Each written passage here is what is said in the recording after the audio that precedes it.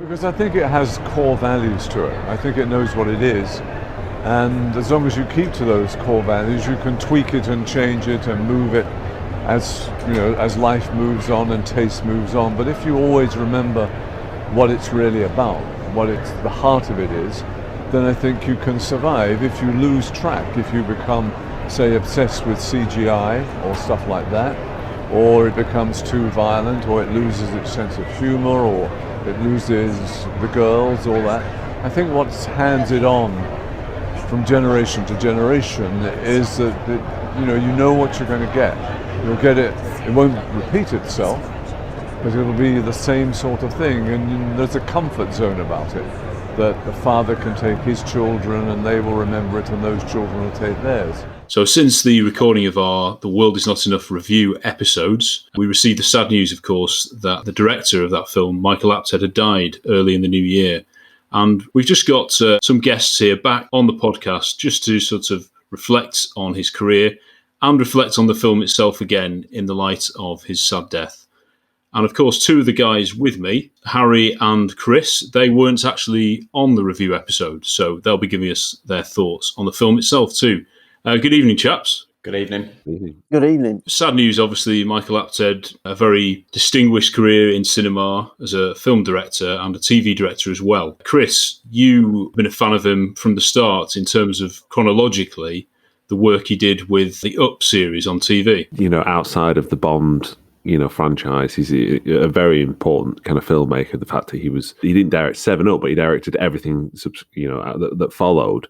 So I think that series is so important as well, a document of our time, and as well as, I suppose, it shows his interest in the British class system. And I think that and you can see that in his other work, not necessarily in the stuff that he did in the UK, but some of the stuff that he did in the US later on in his career. I think he's very much kind of was always interested in, going to some of his later stuff about, when he did Amazing Grace, obviously the William Wilberforce sort of film. Obviously, he's interested in, like I mentioned, like not only the class system, but of history, and kind of he's clearly a director of intelligence, which is why when he was announced that he was going to be directing Pierce Brosnan's third Bond film, I was a bit like, oh right, okay, that's quite an interesting choice, given that I primarily I've known him from things like obviously the Up, the documentary series, Gorillas in the Mist, and Thunderheart, which I think is a kind of a massively kind of underrated film that he did with Val Kilmer. But yeah, I always had tremendous respect for him as a filmmaker. Not all his films are. I suppose there's a when I say that there's that quiet intelligence. There's something kind of in all his films. He's trying to say something, and I think what he did with The World Is Not Enough really does stand out compared to the work of the other directors. Obviously Martin Campbell was a fairly, maybe not an obvious choice, but he was a relatively safe pair of hands, having done, his background was in action. He directed some of the best episodes of The Professional. He did Edge of Darkness, which is this, amazing kind of this eco thriller. So he had a proven track record of being able to kind of direct and edit action together. So for them to sort of go with Michael Apted, who's let's say his back catalogue isn't not necessarily one you think, oh right, okay, he's definitely one of those directors who would get to a Bond, but I think is was a fantastic choice. That obviously he'd mentioned that he was chosen to do The World Is Not Enough because of his work with female actors in his with everything from Nell and Coal Miner's Daughter and things like that, and that shows that he's an actor who gives female characters the time of day, and I think that's where the strength in The World Is Not Enough lies, is that there's just a serious attempt to give time and depth to female characters, and the acting across the board, with one or two exceptions in that film, is of a high standard, and you can't always say that with a Bond film. At times, you feel that people are kind of dialing in. But yeah, he's a great loss.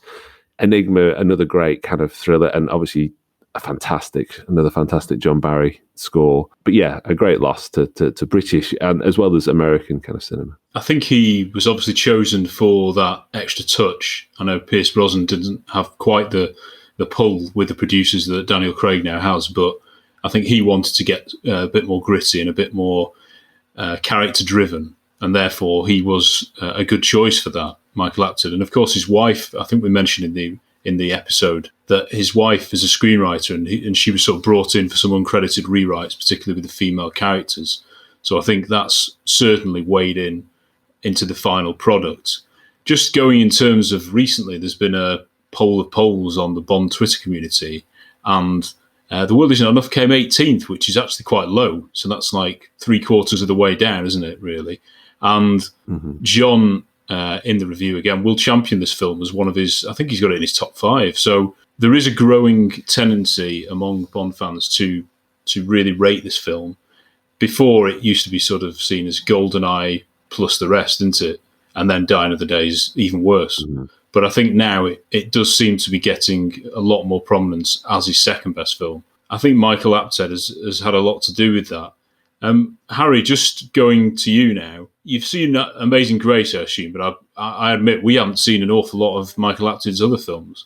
Well, I'm working it through chronologically, and I was thinking that The World Is Not Enough will have been the first film that I saw of his, but we did see Nell when we were younger. My memory of it isn't great, and it's only retrospectively I'm looking back and realizing that he was directing that.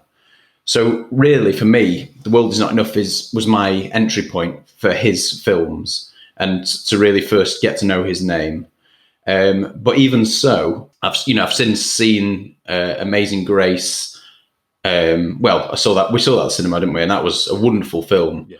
It's like Chris kind of said, so rooted in character and people as well, which made it. It wasn't a glossy film, but nor was it so gritty that it's off-putting or anything like that. It was a bit like The World Is Not Enough in some way.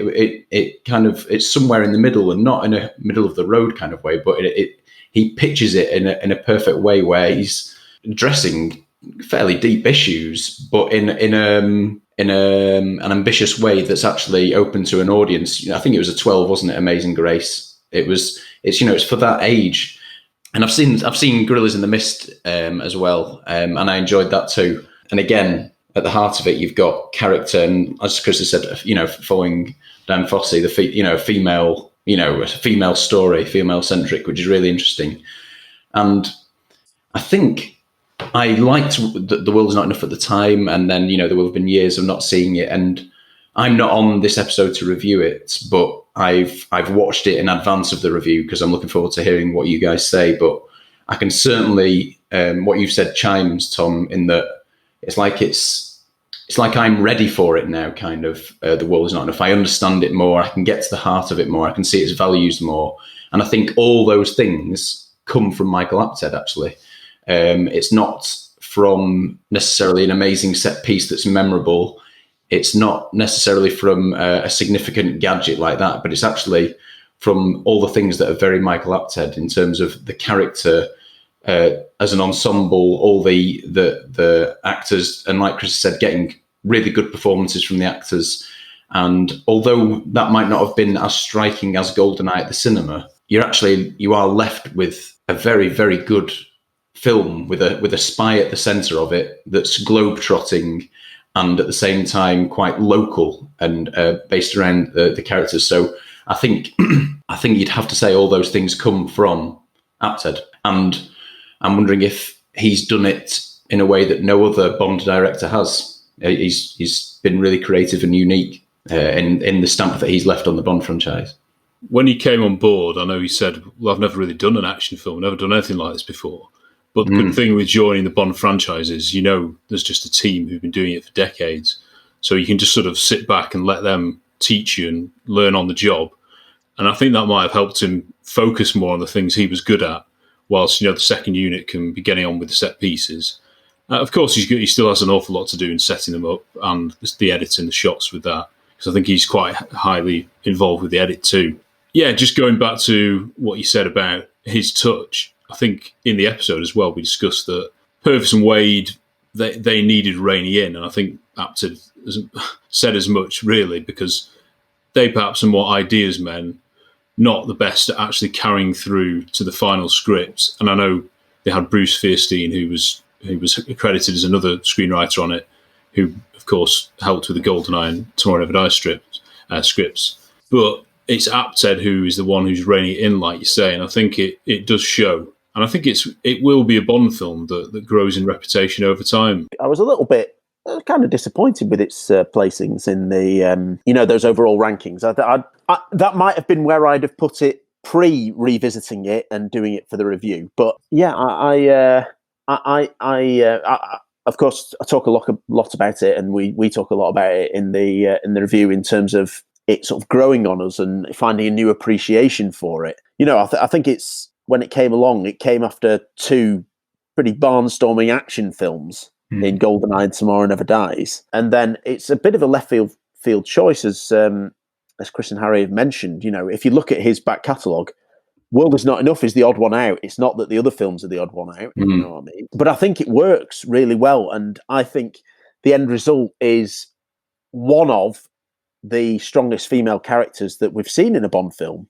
Up there with Tracy and Vesper Lynd, and I think Elektra King is a fantastic character, brilliantly played, brilliantly casted. But hats off to Michael Apted and perhaps his wife and the other script writers. You've got to give them a bit of credit for it, because I think perhaps as an action film, it's maybe not as strong as certainly as GoldenEye, but I think as a film. And we'll talk about Brosnan's performance. It's a strong performance that he gets out of Pierce as well, and so credit to Michael Apted.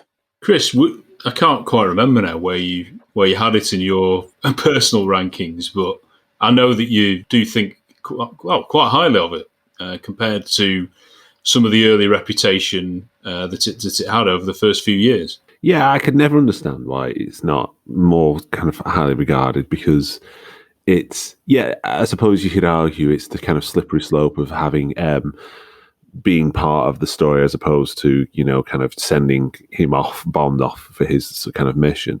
But the fact that it ticks all the boxes in terms of it has that genuine kind of globe-trotting vibe. It has a skiing sequence, which is always a bonus in a Bond film. Oh, yeah. It has an interesting character, just the setup itself from the I remember being really quite excited by the fact that it was the reviews before I even saw it. It was like, this is the longest pre-credit sequence that a Bond film had ever had. And thinking, oh wow, this is obviously there's an attempt to kind of do something with this. And then to have just some really great characters, and to have Renard and Elektra, and kind of it's not such a simple story. It's not this simple narrative where clearly this is the bad guy, this is the villain, and this is the henchman, and this is the it does try to sort of throw you off the scent, and which I do like. I think that it's and when I think back, like what Harry said, it's not necessarily the set pieces that is more memorable. I think it's the fact that you've got a really interesting female protagonist. Brosnan is genuinely good, and his portrayal of Bond is probably the darkest portrayal he gives as Bond, as as Bond as hitman, or assassin. That he is there to do the dirty work, but that's part of the course for his kind of role. I like that even down to the way that kind of some of the choices that Apted did were during the action sequences. The noise of the gunshots are a little bit more naturalistic. It seems like not quite like pop gun, but there was a kind of, it was a kind of pouring back of that fancy kind of, you know, American action filmmaking where it's like every punch sounds like someone's just like hit a piece of meat with a baseball bat, or every gunshot sounds like an explosion. And I was quite struck by that, and that, you know, you've got Russia and you've got it was such an interesting film, and I do think it is. You know, I love GoldenEye for its faults and for, you know, and everything, because it was, for me, it was just like a real shot in the arm for, obviously, for the Bond franchise, and so much of it works. Tomorrow Never Dies, for me, is a slightly unsatisfying, but to come, World Is Not Enough felt like, oh right, okay, now they've found their footing. You know, they've really kind of understood what you can do with Pierce Brosnan. They understood what it meant for Bond to be in the 21st century when it comes to female characters and action, and his place within, I suppose, action cinema and that kind of thing. So I honestly, I can't understand why people dismiss it, because it has those elements. It feels like, you know, there is still the spy elements, there's still the action, there's still the intrigue, you know, great performances, an attempt to kind of make it a much more rich experience for the viewer, whether it's through character or, you know, the story. And I think, again, I think him as a choice is a very bold choice, given that, you know, Roger Spottiswoode, who did, you know, Tomorrow Never Dies, it was an editor, so obviously knew kind of action, had done a few relatively big hits, but they were like a decade prior to that with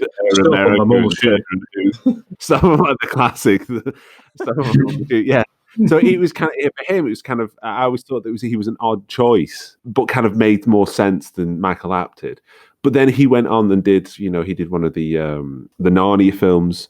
So it just goes to show that he was capable of, you know, doing kind of green screen and kind of big studio, you know, kind of epics. And I think he just goes to show just what a versatile filmmaker he was. But I think The World Is Not Enough and GoldenEye are definitely high up there, not only just for Pierce Brosnan in that period, but just in the franchise in general. Because GoldenEye has sort of given it, almost weighed it down, Dine of the Days made it forgotten as well, because everyone was just focused on that and the handover to Casino Royale. It's almost as if, well, World Is Not Enough doesn't matter. You know, all we need to do is forget what happened in Dine of the Day, and everything that went before is also ignored. So I think it's in that difficult middle ground. And Harry, sorry, I was just looking at your rankings that you submitted. I don't know whether you can remember these. Before you announce, you know what I'm I going will to say that. No, I've no idea, because, you know, I went through this ranking, and there's some unusual placings on mine, definitely, and probably some that are very, very unfair. And I've since recalculated it, and there have been changes based on seeing things more recently. And also, I do want to say, you know, even though it may have come 18th in that overall list that's being published on Twitter, I'm not saying it is worthy of being 18th, but it's so hard with the Bond films ranking them, because that, you know, there are 17 other excellent films. But do you know what I mean? They're all excellent. These are all really good films that we love on the whole, mostly, apart from maybe the relegation zone. You know, it's absolutely no disrespect to what's been done with The World Is Not Enough that it's not in the top 10, or it's not in the top 5. There are just certain points it mustn't hit for the majority of fans. So go on. Where have I put it? Well, you had it at 19th, but I had it there as well, and that both of those placings were before we revisited it. So it might have gone up in mine. I think it will have gone up in yours by 1 at least, because sitting pretty in 16th is Die Another Day. Sitting what, above it? Yeah, got the yeah. Yeah. Well, I certainly take that back. I think that will have been, like I've kind of said before, that was based on memory and perhaps enjoyability, maybe, because what I think back on Die Another Day in the first half, there are enjoyable moments, and it is perhaps one that I could throw on or have on in the background. But I want to return to the point that I said at the start, where I now feel much more mature and ready for the likes of The World Is Not Enough. Only having re-seen it have I understood its value. And I actually do think it has the comfort of being able to be put on a Sunday afternoon. I don't think it lacks any of that. So I was wrong to say that Die Another Day has that over The World Is Not Enough is absolutely outrageous. Yeah, The World Is Not Enough is certainly a better film and a better Bond film than Die Another Day. So that shows that list, and certainly my list, is nothing to go off. Absolutely nothing to go off. Lists are they're interesting, and I know that A View to a Thrill, don't know his real name, has compiled, I think it's well over 800 people's lists. So that will be interesting for the point of there will be some correlation, and there must be some kind of general showings that sort of do have some value. But for the purposes of my own list and your list and everyone here's list, I mean, it's like a top 20, which are interchangeable almost, because we do enjoy them. That's why we're here doing this podcast.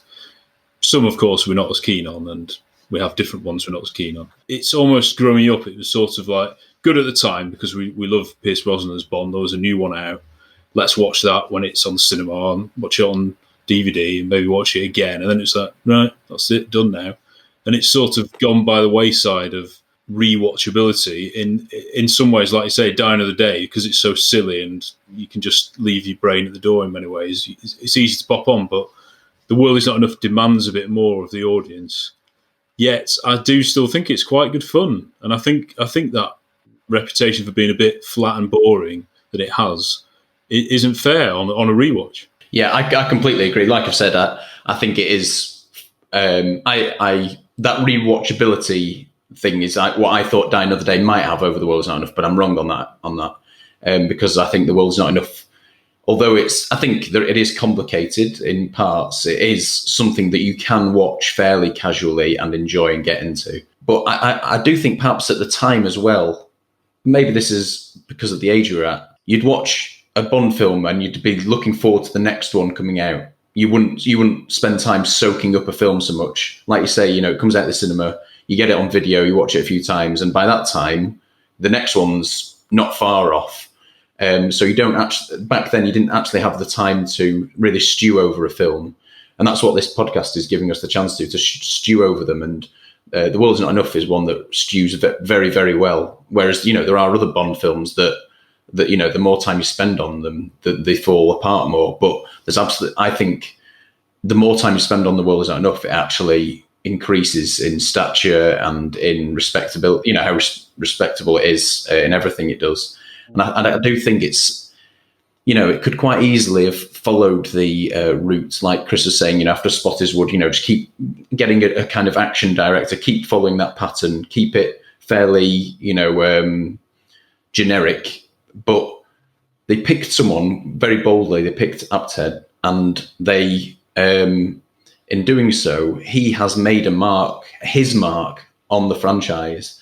He's not done something that is the same as all the rest. He's left a legacy with the Bond franchise, which is perhaps not something that every Bond director will be able to say as much, because he has signatures, he has stamps, and they're not the subtle ones, they're subtle things, and what he's leaving behind, you get to revisit and unearth gradually. And it's kind of like what we said with the Sean Connery episode. It's sad that you do it after they die, but in some ways it makes me feel even more fond of this film and drawn to all the effort that's gone into it and the direction that he took it in. It glows and it shines when you think back on it so fondly, and you look back on his career and how fortunate we are that someone like that got to do a Bond film in that era of Bond films as well, when things were just a lot of action. It was very bold and brave that we got him, and what we're left with is something that is very, very ambitious, and I can only think it will go up and up and up in people's estimations. I don't think it will go down and down and down. Good evening. If you're enjoying Really 007 Pod, why not follow us on Facebook, Twitter and Instagram. Look us up at Really 007 Pod.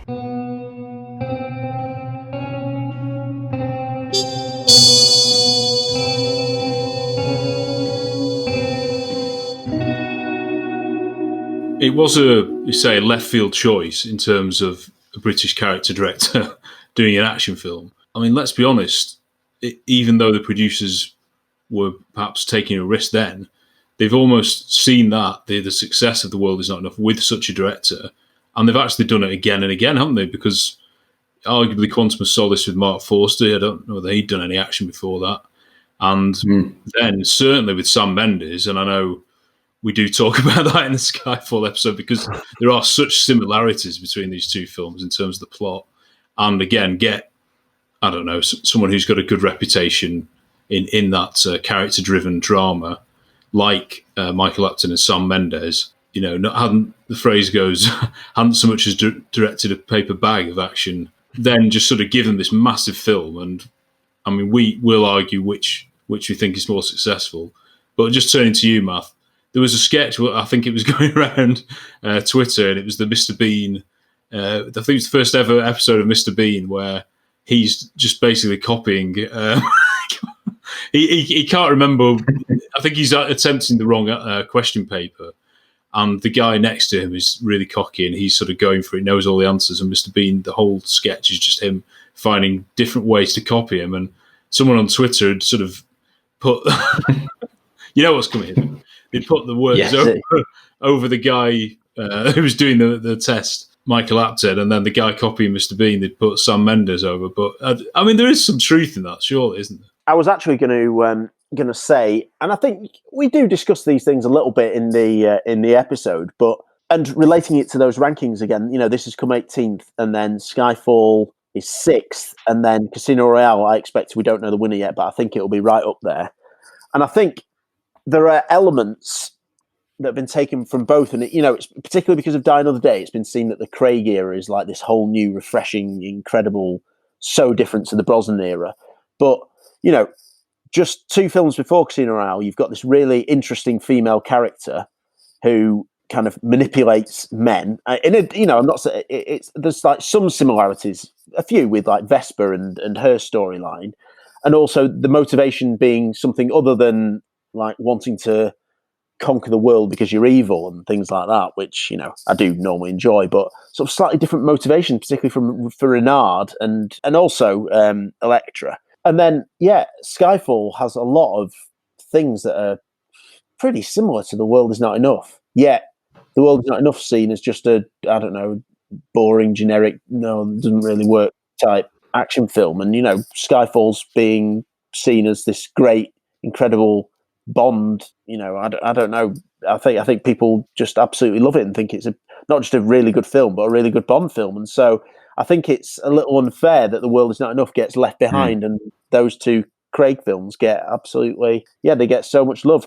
He went from, in the kind of Brosnan period, he went for Martin Campbell, who I had mentioned before, had a background in kind of action TV and directing, to Roger Spottiswoode, who was, you know, an editor who edited for Sam Peckinpah of all people, and then obviously had this sort of, you know, relative sort of soft kind of family action type action adventure career, to then go to Michael Apted, who was I suppose he is the sort of prototype Sam Mendes, because he was.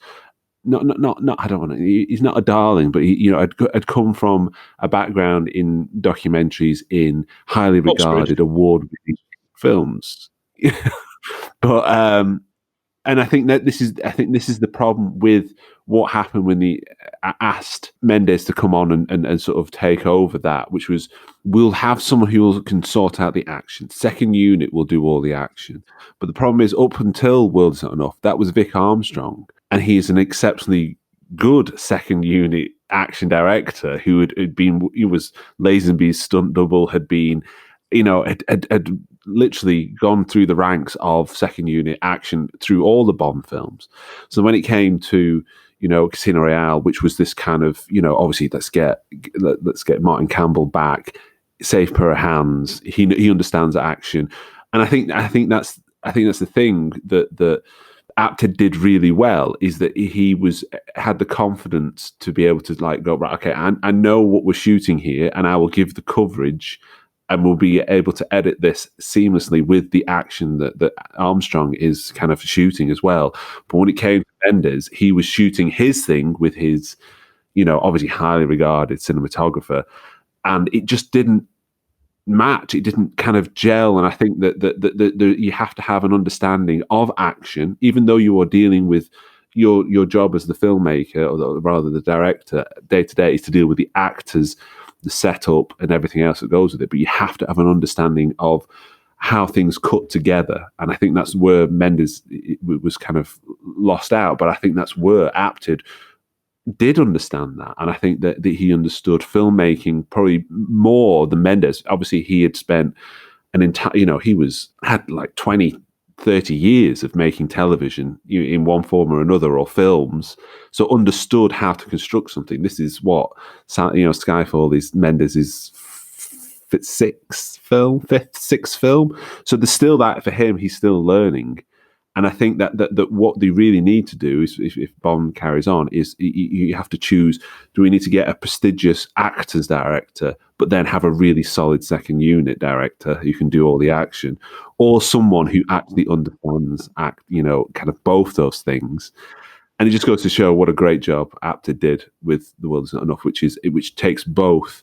Is able to be, a relatively character-driven Bond film with great action, great set pieces, without it feeling kind of thin or cheap. I think able to balance, character and it feeling, it feels like, and like Harry mentioned before, is that what a time to be alive that you would be like, you go to the cinema, you watch it, get it on video and DVD, and then you're like, well, then the next one's going to come along any day now. We are, 5-6 years in between. It's like, come on, and you're just rewatching them over again. So therefore, you do get this kind of, you're wearing your critical hat and think, oh man, it wasn't quite as good as it was. But back then, it was like, we've got a new Bond, so therefore, we're going to have a string of Bond films that we can just enjoy. We know there's going to be another one coming soon. And I think that the other point I was going to mention is that I think when it comes to kind of great Bond films, I think that could I place another actor in that? And I think when I think of The World Is Not Enough, I could drop Timothy Dalton into that film and it would still work. Or Connery maybe at a stretch, because obviously it is it's decades between them. But I could see Dalton do that film, and I think that's what holds up really well, that film. Pierce Brosnan's performance, though, surely is one of the best things in it, as well as his chemistry with Sophie Marceau. A lot of that is to do not just for the actors, but Michael Apted. And I don't know, I mean, it's so weird because Sam Mendes' films, other than his Bonds, I think, they're largely very good. And he is very good with dialogue-heavy acting scenes, in inverted commas, show, don't tell and all that, and getting his actors to express themselves. Because he usually has great actors, doesn't he, to deal with. Of course, he does have that in Skyfall, obviously with Javier Bardem and Judi Dench in particular. Yeah, I don't know. It's a weird one, isn't it? Like if you put Daniel Craig in The World Is Not Enough, and it's a different time, isn't it? And it's too complicated to try and even think about that in some respects. But all I do know is that I can't picture anyone who could have done Bond in this film with this plot better than what Pierce Brosnan does. I think it is definitely, because obviously GoldenEye, he had been. It was like it was the crown he was expecting, wasn't it, for years, that he was going to be a Bond, and obviously it never worked out, and was quite bitter about that. And then it finally happened. So there's a kind of going into it, I imagine him being very excited, but also incredibly nervous. Like, what happened? What was I get this wrong? It was a massive success. Great. Tomorrow Never Dies comes out again. It's for me, it's not quite as satisfying. It's still a good Bond film. Yeah, but it's like, oh well, I've proven to the it's another big hit. I've proven to them, and then it's the third film for him. It's like, now I can sink my teeth into this and actually try and do something interesting and kind of show the many kind of sides of Bond. And I think that's where they're the Bond films that you come back to when you suddenly see. When you watch, you think, oh, that's an interesting take. I wouldn't have thought that Bond would have done that, or wow, that's a bit dark, or that's amusing. And that's what's so great about rewatching them is being able to sort of pull those out. But I think definitely I think The World Is Not Enough, his performance is his best as Bond.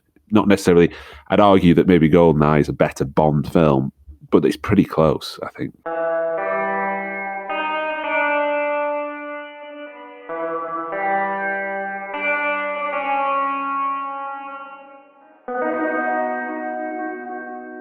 Michael Apted gave his thoughts on the James Bond series just as Skyfall was released back in 2012. As the actor changes, so the series changes. You know, obviously changed from Sean Connery to Roger Moore, then it changed from Roger Moore to Pierce, and then it changed from Pierce to Daniel, and it'll keep changing. When Daniel quits, you know, there'll be a new Bond and there'll be a new thing. So, I mean, I think that's its longevity. You know, it does change. If it was the same thing, I don't think it would have survived so long, you know, if they'd stuck to the same set of principles. But this current Bond is almost nothing like the Bond I did, you know, and that's, as you say, less than 14 years ago, you know. It's changed its tone, but I think that's terrific. And then I think the tone will change again.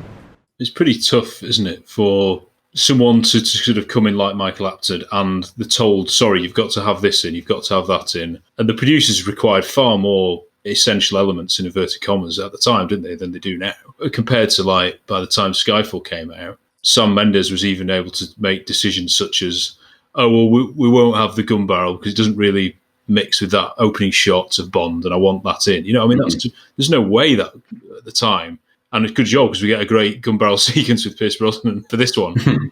But yeah, he still had, even though still has the constraints of get the locations, get Bond with all these women, and yet try and delve this a proper dramatic storyline, running through it with twists and turns, deception, who to trust. Well, again, that was obviously explored as well in Casino Royale. But he does a very good job, and I do know this. I think he was asked back again after this, but as ever, I think a bit like Martin Campbell, who's like, well, I've done Bond now.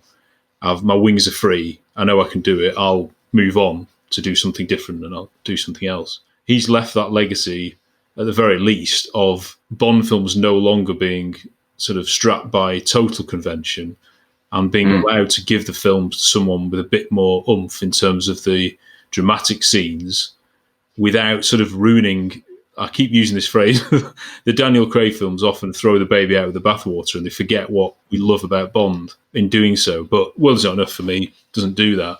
Yeah, I think it's like you say, it's having that flexibility within the constraints of this is what Bond is. And I think in the past few films, they've kind of stretched that a little bit too far.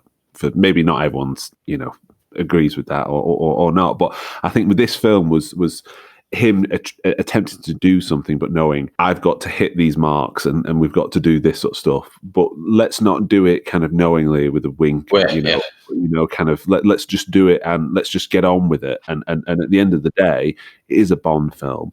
I think what he can do, what he brought to that was I suppose a relative realism and a grounded sense to it. Like you say, it's not at times the plot is a bit twisty turny, but it's not ludicrous. No, it's not invisible cars. It's not all those things that come with it. And then that's where, for me, that's what Bond should do. Is that when you go from License to Kill, Living Daylights to License to Kill, it's we've set it up.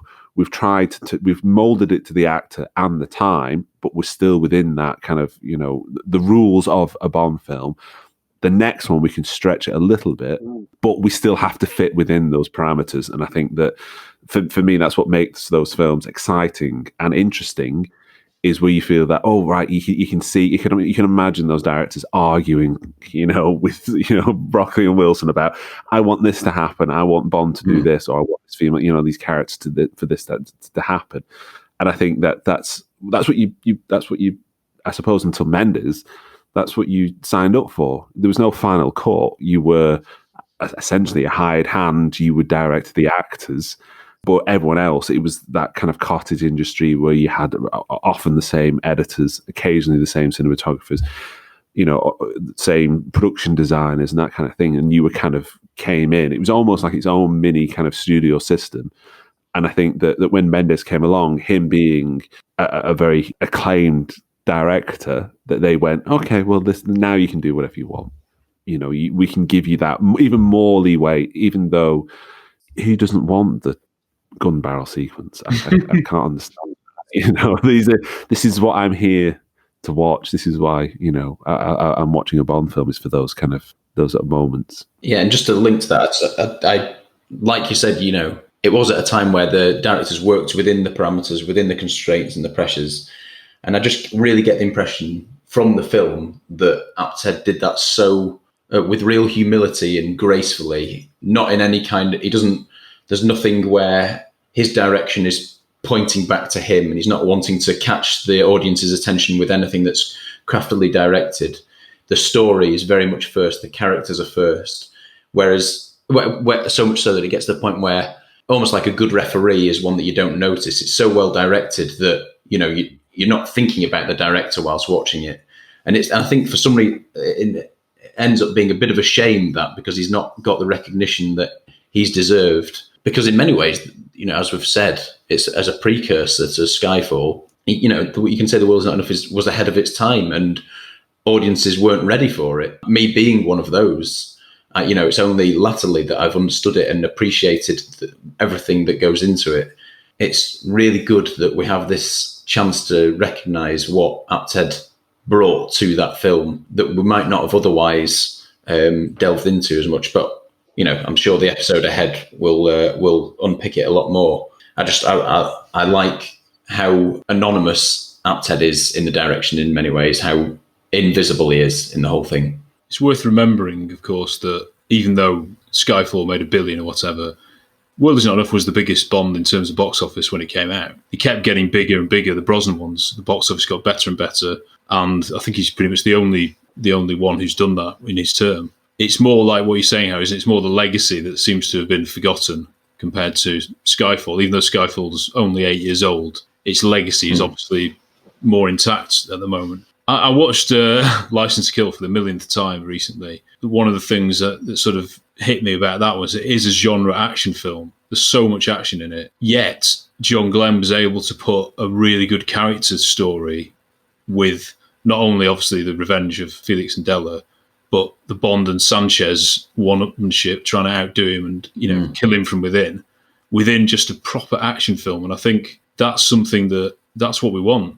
And I think The World Is Not Enough does that. It's got, the action is good. It's not as good as License to Kill's action, but it's got that central beat of a story within an action film. And I think that's why it's successful.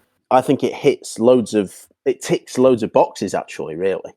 Because I do agree. I think, maybe some of the action isn't maybe quite as memorable as some of the best Bond films and some of Brosnan's Bond films. But with that story, with those characters, and it's still feeling very much like a James Bond film, it ticking the Bond boxes. And I do find it, even though there's a kind of grit to it, there's the grounded element, there's, sort of quite darker moments and stuff as we've been talking about. I still do find it's not like a difficult watch. It's not like, I've got to get through this, or this bit's pretty unpleasant. I don't know. I'd rather not watch it. As I find some other films. Yeah.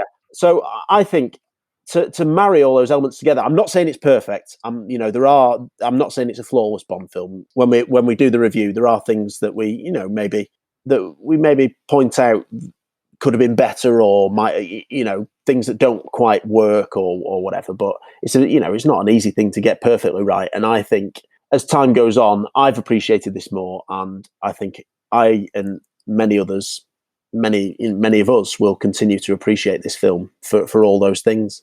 Thank you guys for just sort of bringing a bit more shade on World's Not Enough before we discuss it in depth in our huge review, as ever. But yeah, the sad news of Michael Apted's passing, I don't know, it struck a chord with the Bond community, how good a director he was, and it's sad that it might have taken that. But I do think before he died, in the last few years or so, World Is Not Enough has been gathering momentum. And we know particularly on a Manchester Secret Service, it took decades, didn't it, to get that one really, really appreciated. And now that is regarded as one of the finest Bond films. So who knows, in, 20, 30 years, when there might have been 1 or 2 more James Bond films come out by then, World Is Not Enough might be in the top 5 like on the Majesty's clearly is. Really don't understand.